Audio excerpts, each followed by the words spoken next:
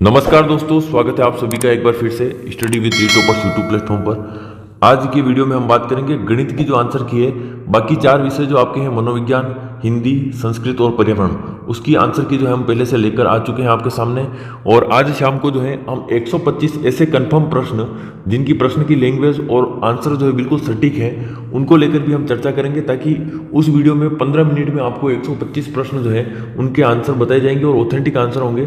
तो आप वहाँ पर एक बार जरूर मिलान कर लीजिएगा।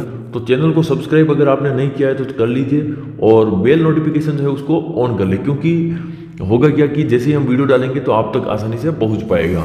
देखिए, हम आगे जो है थर्ड ग्रेड की भी तैयारी वापस करने वाले हैं, क्योंकि रीट प्री में हमने जो है शिक्षण विद्या करवाई थी और काफ़ी अच्छा जो है आपका रिस्पॉन्स रहा और पेपर में हूबहू जो प्रश्न यहाँ से छपे थे।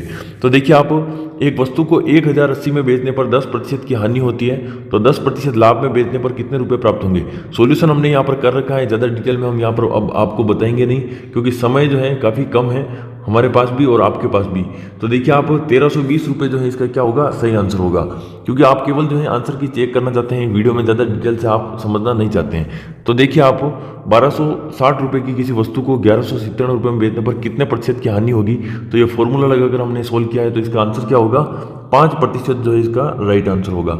यदि एक खंबे का 3/10 भाग कीचड़ में, 3/5 भाग जो है वो पानी में और शेष भाग 2 मीटर जो है बच रहा है, तो खंबे की कुल लंबाई जो है, बिल्कुल हमने पूरे फॉर्मूले के साथ इसको सोल्व करने का प्रयास किया है।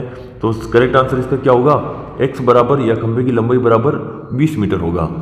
10% की ब्याज दर से कोई धनराशि जो है कितने वर्षों में 3 गुना हो जाएगी।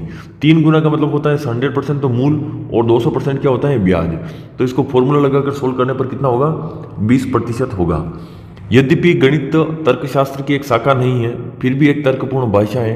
तो गणित की उपयुक्त परिभाषा किसने दी है, तो बर्टन रसेल जो है इन्होंने यह परिभाषा दी है। अगर लोक की परिभाषा थी तो उसका आंसर लोक होगा, लेकिन अगर यहाँ पर यह परिभाषा थी तो आपके बिल्कुल बर्टन रसेल ही इसका आंसर होगा। ठीक है। 16 और 36 के एलसीएम और एचसीएफ का अनुपात। तो देखिए, एलसीएम और एचसीएफ हमने यहाँ पर निकाला है और उसका अनुपात जो है कितना आ रहा है, 36:1 जो है इसका करेक्ट आंसर आ रहा है। अगला देखिए, 1 से 5 तक की संख्याओं के गणों का औसत। अभी 1 से 5 तक की संख्याओं का गणों का जब हम औसत निकालते हैं तो इसका सही आंसर क्या आता है, 45 यानी 45 जो है इसका सही आंसर होगा। अब देखिए, बच्चों द्वारा जो प्रश्न हमको बताए गए हैं उसी के आधार पर हम जो है सोल्यूशन करवा रहे हैं। अब यहाँ पर कोण AOK का मान ज्ञात करना था, यानी कि ये जो AOK जो आपके 5x लिखा हुआ है इसका मान आपको ज्ञात करना था। तो ऐसी कंडीशन में देखिए, रेखीय कोण युग्म वाला यहाँ पर नियम लग रहा था और 100 डिग्री जो है, 100 डिग्री जो है यहाँ पर क्या आ रहा था, आपके आंसर आ रहा था। ठीक है। अगला प्रश्न देखेंगे। इस प्रश्न में इस प्रकार से जो है लिखा गया था और सबसे बड़ी भिन्न की पहचान करनी थी। तो देखिए, सबसे बड़ी भिन्न की पहचान करने में क्या होता है, जब अंतर जो है समान होता है, जैसे यहाँ पर भी अंतर जो है 2 है, यहाँ पर भी अंतर 2 है और यहाँ पर भी अंतर क्या है, 2 है, और ऊपर वाली संख्या क्या होती है, छोटी होती है। तो इसी कंडीशन में जिसका हर जो है बड़ा होता है वही आपके सबसे बड़ी संख्या होती है। तो 19/21 जो यहाँ पर करेक्ट आंसर होगा। फिर एक छात्रावास में 150 ग्राम चावल व 100 ग्राम गेहूं देने पर 60 बच्चों को 30 दिन तक कितने किलोग्राम की आवश्यकता होती है। तो जब हम इसको फॉर्मूला लगा के सोल्व करते हैं तो 450 kg जो है इसका सही आंसर होगा। अब देखिए, 1.27 के ऊपर जो है बार का निशान है और इसको जो है किस प्रकार से व्यक्त किया जा सकता है। तो इसको देखिए, ये एक अपरिमेय संख्या के रूप में और इसको परिमेय संख्या के रूप में बदलना है। तो जैसे ही हम समीकरण के रूप में इसको सोल्व करेंगे, इसकी शॉर्ट ट्रिक एक और भी है। 127 जो है यहाँ पर लिख के दशमलव के लेफ्ट हैंड साइड जो है लिखा हुआ है 1, इसको घटाएंगे और बटा में जो है 99 जब आप लिखेंगे तो आपके 126/99 जो है सीधे आंसर आ जाएगा। लेकिन फिर भी हमने पूरा सोल्यूशन यहाँ पर आपके सामने लिख दिया है। 5,52,21,305 इसको किस प्रकार से लिखना है, तो ये आपके सामने संख्या है। 5 का परम मित्र अंक, किसी भी संख्या का परम मित्र अंक निकालने पर या किसी भी अंक का परम मित्र अंक निकालने के लिए उसको 10 में से घटाना होता है। तो 10 में से 5 घटाएंगे तो क्या आ जाएगा, आपके 5। 12 पैकेट पेंसिल का मूल्य 362 रुपये और 76 पैसे हैं। तो एक पैकेट का ज्ञात करना था, तो आपको सीधे यहाँ पर क्या करना था, भाग देना था और 30 रुपये 23 पैसे जो है आपके इसका करेक्ट आंसर आ रहा है। 60 से 80 की अभज्य संख्या जितनी भी है उनका क्या निकालना था, आपको योग निकालना था। तो इनको जोड़ करने पर क्या होता है, आपके आंसर 351 जो इसका करेक्ट आंसर होगा। 4 क्रमागत संख्याओं का औसत 23 है। तो सबसे बड़ी संख्या कौन सी होगी, तो माना कि सबसे पहली संख्या सबसे छोटी संख्या ये है और सबसे बड़ी संख्या क्या है, x + 6, क्योंकि दो इसमें बढ़ाते चलेंगे अपन। तो इस प्रकार से इसको सोल्व करने पर क्या होगा, आपके x तो आ रहा है 20, लेकिन सबसे बड़ी संख्या आपकी x+6 था, तो x+6 आपके कितने हो गए, 26 हो गए। बाकी इसको अलग फॉर्मूले से भी कर सकते हैं, शॉर्टकट भी हम कर सकते हैं, लेकिन यहाँ पर हमने शॉर्टकट करने का प्रयास नहीं किया है। फिर देखेंगे आप किसी आयताकार मैदान की लंबाई चौड़ाई से 10 मीटर अधिक है तथा 1 मीटर तार लगाने का खर्च इतना रुपये है, 15.5 रुपये। यदि कुल खर्च जो है 1550 रुपये, तो लंबाई क्या होगी, तो इसको भी बिल्कुल हम व्यवस्थित तरीके से फॉर्मूले से जब हम सोल्व करते हैं तो 30 मीटर जो है इसका करेक्ट आंसर होगा। देखिए फॉर्मूला में यहाँ पर ये पूरा सॉल्यूशन मैं आपको नहीं बता रहा हूँ, क्यों, क्योंकि इसमें समय काफ़ी अधिक लगेगा और आप जो है इंटरेस्टेड भी नहीं है पूरा सॉल्यूशन देखने में। फिर भी हमने जो आपके सामने लिख दिया है, ताकि अगर आपको किसी को डाउट होगा तो आप कमेंट जरूर कर देंगे। और बाकी 100% जो है अच्छे से जो है हमने जाँच पड़ताल करके फिर ही सॉल्यूशन किया है। अब देखिए आप 4 दर्जन पेनों का मूल्य 120 रुपये है, तो 35 रुपये में कितने पेन खरीदे जा सकते हैं, तो इसके सही आंसर क्या होगा, 14 पेन।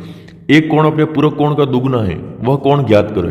मतलब वो ऐसा कौन सा कोण है जो अपने पूरक कोण का क्या है, दुगुना है। तो देखिए सीधे ही इसका आंसर निकाला जा सकता था कि पूरक कोण का मतलब होता है 90 डिग्री, दो कोणों का योग 90 डिग्री। अब एक दूसरे का डबल है, इसका मतलब क्या हो गया कि एक 30 है और दूसरा क्या है 60 है, तो यहाँ पर सही आंसर क्या हो जाएगा, आपके 60 हो जाएगा, क्योंकि 60 जो है अपने पूरक कोण 30 का क्या है, 2 गुना है। अगला देखिए, एक वर्ग की भुजाओं को 1/3 कर दिया जाए तो नया क्षेत्रफल क्या होगा। तो इसको देखिए हम बिल्कुल शॉर्टकट तरीके से जो है यहाँ पर करने का प्रयास करेंगे। तो 3 जो है इसका है और 1 इसका है। अब इसका वर्ग जो है, इसका वर्ग तो हो जाएगा 9 और इसका वर्ग क्या हो जाएगा 1, तो इसका अनुपात क्या रहेगा 1/9। नेक्स्ट देखेंगे हम 1/20 प्लस 1/30 प्लस 1/42 प्लस 1/56, इनका मान ज्ञात करना था आपको। तो सबसे पहले इनका लघुत्तम लेना था और लघुत्तम 840 आ रहा था और इसको सोल्व करने पर आ रहा था 0.0125, जो इसका करेक्ट आंसर होगा। अगला प्रश्न देखिए आप, लीलावती पुस्तक के लेखक कौन थे।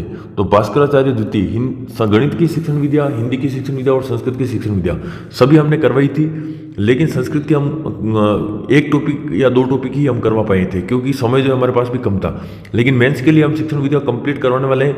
गणित की शिक्षण विद्या की लास्ट क्लास में हमने बताया था कि प्रमुख गणितज्ञ और उनकी जो है पुस्तकें, तो आप देखिए भास्कराचार्य द्वितीय वहां पर करवा रखा है, लीलावती पुस्तक के क्या है, लेखक हैं।